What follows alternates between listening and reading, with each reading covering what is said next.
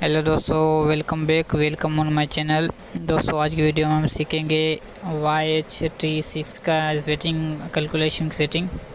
सबसे पहले दो बटन इसमें दो आए साथ प्रेस करने, इसके बाद इसका कोड खुल जाएगा डी।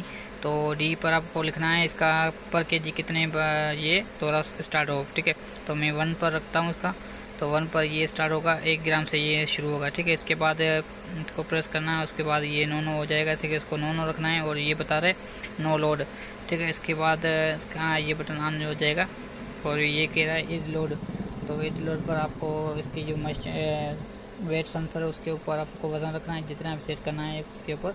ठीक है, तो मैंने 20 kg का वज़न रखा है, तो मैं इसमें 20 kg का वज़न सेट कर रहा हूँ।